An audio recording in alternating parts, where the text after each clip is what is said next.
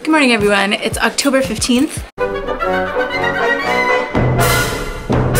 And it's still before school, so I'm gonna use this time to set up a few of the things I didn't get to last week in my office. If you didn't watch my vlog yesterday, Connor and I went to go see like a triple feature of like weird and old B horror movies at Grand Illusion Cinema. It was organized by Scarecrow Video, and the second movie made both of us like so deeply uncomfortable that we left after it. The movie was called BloodBeat. It's from the 80s. It's like part of the series of like old weird horror movies that are being re-released on Blu-ray now. The movie was introduced to us as like a samurai slasher film with no plot, and then it did turn out to have a plot. It's like a family in Wisconsin that's getting together for Christmas, like a wholesome holiday, and then an outsider joins them. It's like the son's girlfriend, and then she gets possessed by the spirit of this like Japanese samurai, and then like tries to kill the whole family. And it's like it's like very clearly like this is about American people being scared of Japanese people, and trying to like make it into an allegory, except literal. And if there was any ambiguity about it, like they did have clips of World War II and Hiroshima to like make it like very clear, like this is not ambiguous. This is about how afraid we are of Japanese people. It's not even subversive. Like Japanese people are the villains and Americans oppressed them. So I Googled it, and it turns out, so the movie came out in 1983, and in 1982, the United States passed something called the Chinese Exclusion Act, which basically banned immigration from China, which then made American labor recruiters focus on Japanese workers, which then kicked in our unfortunately predictable "they're taking our jobs" mentality. So American people started to try to put restrictions on Japanese immigration, and like legitimately were like scared of them, like we are scared of immigrants from Central America right now. I, in present day, would find it extremely inappropriate if a horror movie was like, the villain is a wholesome American girl who gets possessed by the spirit of like something Mexican and then like kills this family, this like white American wholesome family. Like that would be so extremely inappropriate and racist. So when I looked it up, it just was clear. Like if there was any doubt in my mind that I'm like overthinking something or I'm not noticing something, it like, no, there's no way that this is an appropriate movie to show. I don't think this movie is worth converting to Blu-ray. I think we should just let it die because it's not a good movie. So I decided to reach out to the people who organized the event to try to like talk to them about it. I explained to them basically what I explained to you now, that like, I know you said that's what this was about. Here's what I think this is about. When I looked it up, this is what I found out. I'd love to know why this movie was chosen, and if you'd like to talk in person, let me know. I can come on down and meet you. So hopefully something comes of that. I love weird movies and I love horror movies, and I think we need to be critical about what we choose to save from the past. Horror movies are manifestations of cultural fears, and sometimes they make for great movies. Like sometimes people are really afraid of just like the devil, which is why we had so many awesome movies about people being like possessed. You know, people having a lot of like religious tension and feeling scared that that the devil's gonna like possess them. So then some great movies came out of that.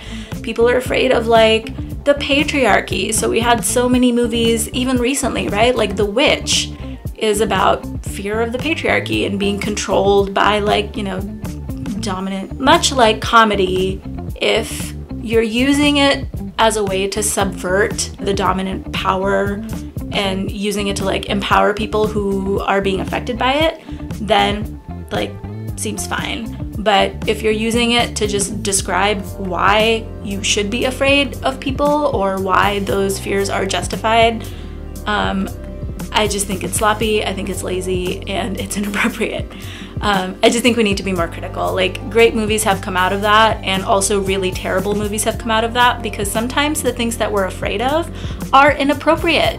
If we're afraid of like cultures, that's not okay. That's not a thing that we need to like hash out and celebrate. I know that for a lot of people, the conversations that I was overhearing after the movie were like, oh, like that was like a silly thing. So if I'm assuming the best in them, I would just say that they weren't really thinking about the implications of what was actually in front of them. Like, yes, they can summarize the plot, But like, think about it. A reminder for us all when you're consuming media, especially old media, please just like think about it a little harder than being able to summarize the plot points, because sometimes it is a racist allegory and we don't need to watch it, we don't need to save it, we don't need to preserve it, just let it die. BloodBeat is not a good movie.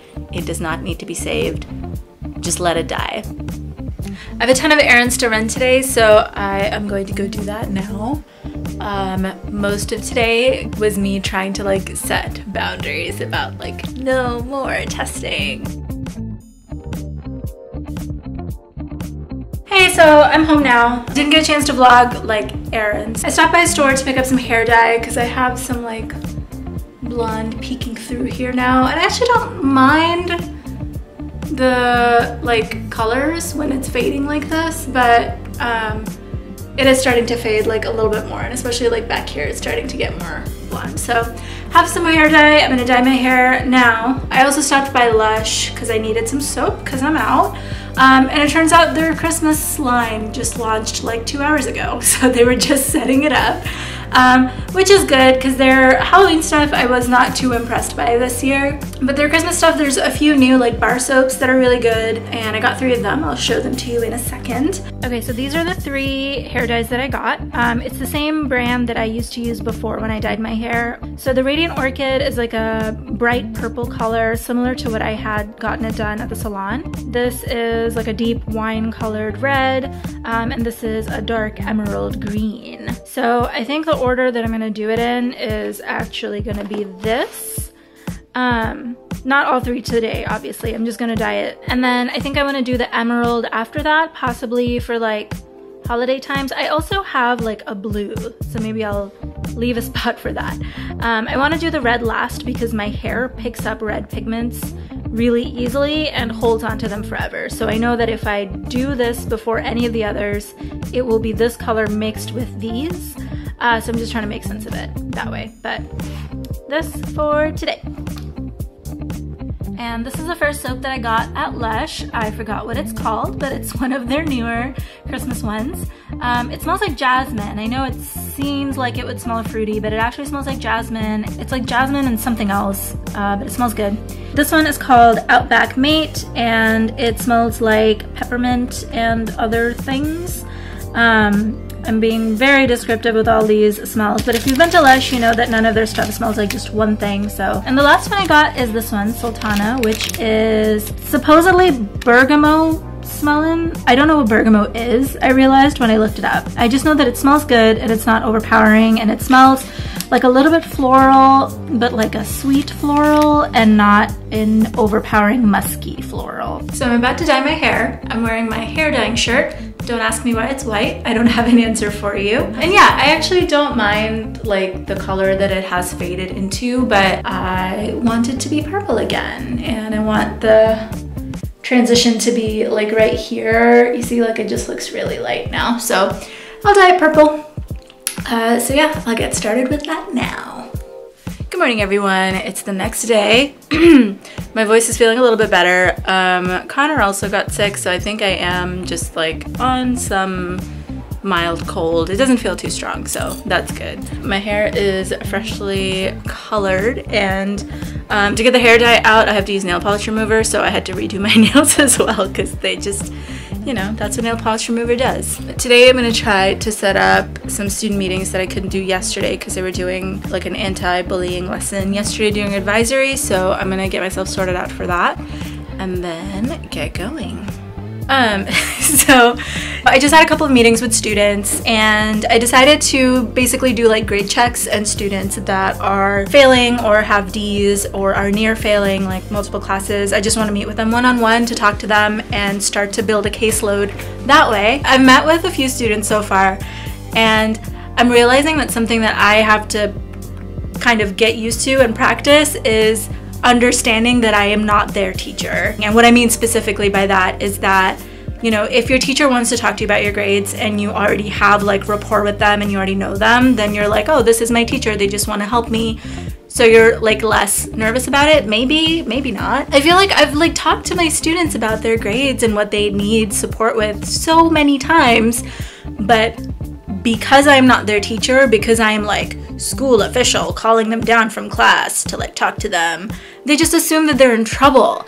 And that's fair. Like, that's totally a fair assumption to have. And during like my first meeting with the student, I was like smiling, talking, and just being like, hey, like, okay, so like, let's talk about what your classes are like. I noticed his leg was just like shaking the whole time, and I just paused and I was like, you know you're not in trouble, right?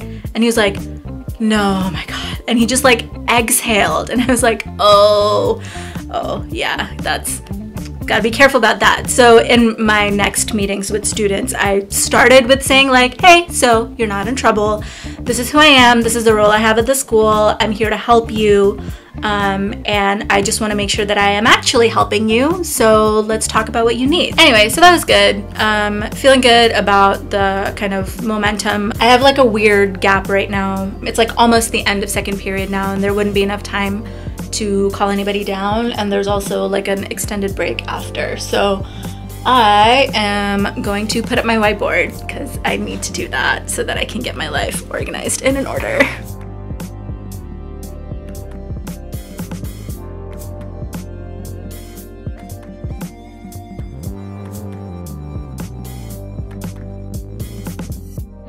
Alright, time to head home. Gonna make some chicken soup tonight and edit some vlogs because I'm running behind again. So I'm actually gonna end the vlogs now. Thank you for watching. I hope you had a great day, and I'll see you tomorrow.